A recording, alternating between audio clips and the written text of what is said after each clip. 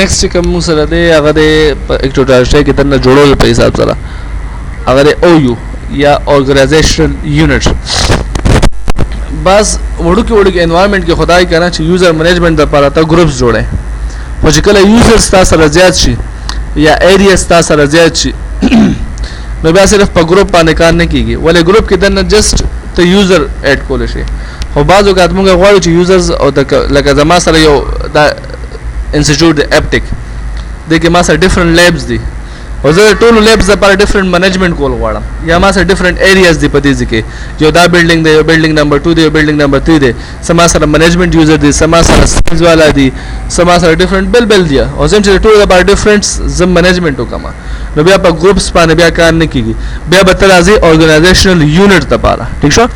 اورګنایزیشن یونټ ښکاري د څنګه چې دا فولډر ښکاري لکه فار ایگزامپل زه یو کریټ کوم او چې کلم کریټ کې نو زه په cnn.com کې کریټ کوم صحیح ده او دلته راځي یا خو رائټ کلیک طریقه څنګه چې یوزر دی رائټ کلیک او نیو تلاړ شه او اورګنایزیشن یونټ سلیکټ خو آسان طریقه دا دلته کلیک کا اورګنایزیشن یونټ په جوړ شي دلته نوم غواړي نو فار ایگزامپل نوم لیکو سیلز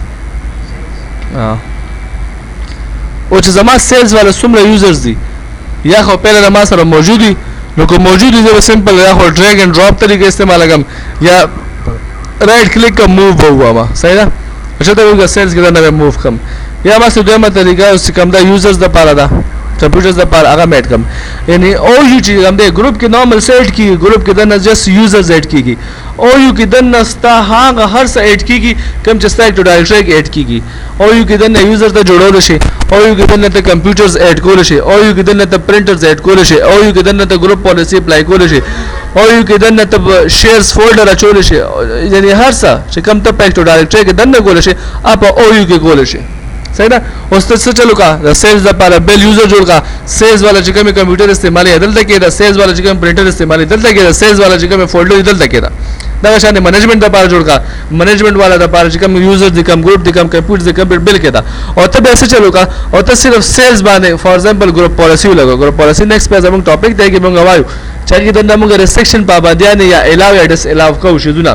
نو ته به صرف سیلز باندې وکړو سیلز کې دنه چې کوم کمپیوټرز دي کوم یوزرز دي کوم پرنټرز دي وغیرہ وغیرہ څه دي ټول هر څه باندې اپلای شي او چې کله ته غټ انوایرنمنت تلار شي او زیات یوزرز تاسو لري او منیجمنت کې نو بیا په ګروپ باندې کار نه کې بیا به ته او یوز جوړه صحیح ده او یوز جوړل لا سمپل طریقه او ستا سره هم دلته نه یا نیو یوزر جوړ کا یا نیو کمپیوټر جوړ کا یا نیو پرنټر یا نیو شیر فولډر یا دلته چې کوم تاسو سره موجود دي هغه ډریګ اینڈ ډراپ کا او دلته راواله یا هغه باندې رائټ کلیک کا او موو وخه او دلته سیلز دنه تراواله صحیح ده